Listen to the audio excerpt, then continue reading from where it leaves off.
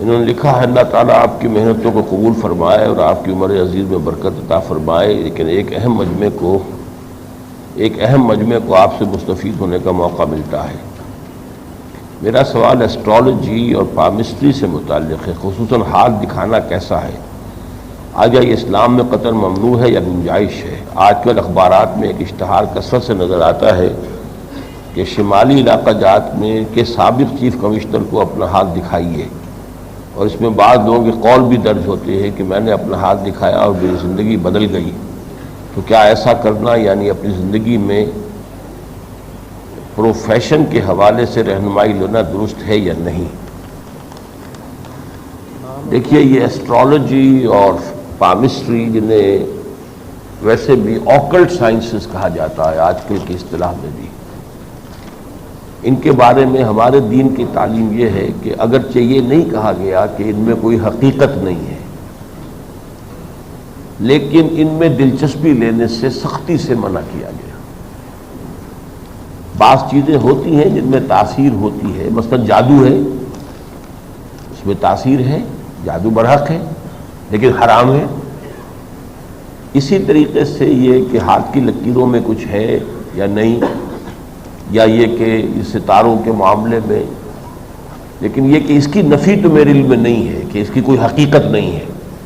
لیکن یہ میرے علم ہے کہ حضور نے سختی سے منع کیا ہے اور فرمایا ہے کہ جس شخص نے کسی ایسے شخص کی بات کو، کسی نجومی کی بات پر یقین کیا، اس نے جو کچھ میں لایا ہوں اس کا انکار کیا۔ اس کی حکمت بھی سمجھ میں آتی ہے، وہی بات جو میں نے پچھلے جمعے میں عرض کیا تھا نا کہ سود، جوئے اور شراب کے بارے میں کیا مشترک چیز ہے؟ اس میں محنت سے گریز۔ اسی طریقے سے یہ جو ہے اس طرح کی چیزیں، یہ بھی انسان کو اصل محنت، اس سے بچنے کے راستے دکھانے والی ہوتی ہے۔ کوئی ہاتھ دکھا کر کام بن جائے، کوئی وہ ستاروں کی چال سے کچھ سلسلہ ہو جائے، اس کے بجائے اپنی دونوں آنکھوں سے راستہ دیکھیے۔ ہماری دونوں آنکھیں ہیں اللہ کی کتاب اور اس کے رسول کی سنت، یہ ہماری دو آنکھیں،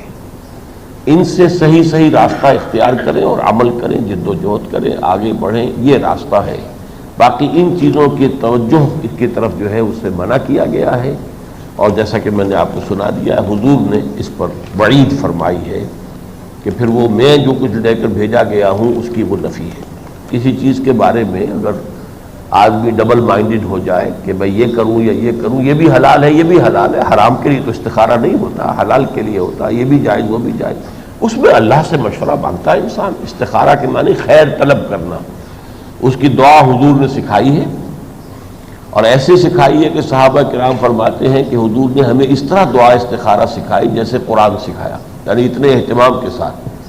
اللہم انی استخیرک بعلمک واستقدرک بقدرتک واسألک من فضلک العظیم فإنک تقدر ولا اقدر وتعلم ولا اعلم وانت علام الغیوب۔ اے اللہ، میں تیرے علم سے خیر کا طالب ہوں، تیری قدرت ہی سے چاہتا ہوں کہ مجھے بھی کوئی طاقت مل جائے، اور یہ کہ میں تجھ سے ہی خیر چاہتا ہوں، تو اس لیے کہ تو جانتا ہے میں نہیں جانتا، تجھے طاقت حاصل ہے، مجھے کوئی طاقت حاصل نہیں ہے۔ پھر اس کے بعد یہ کہ اللہ اگر فلاں کام میرے حق میں تیرے علم میں بہتر ہے دین اور دنیا کے اعتبار سے، تو پھر اسے میرے لیے آسان کر دے اور میرا دل بھی اس کے لیے کھول دے، اور اگر فلاں کام تیرے علم میں میرے لیے مضر ہے دین کے اعتبار سے اور آخرت کے اعتبار سے، تو پھر اسے مجھ سے دور کر دے اور مجھے اس سے دور کر دے، اور میرے دل کو بھی مطمئن کر دے کہ اس پر کہ یہ بات جو ہے وہ صحیح نہیں ہے۔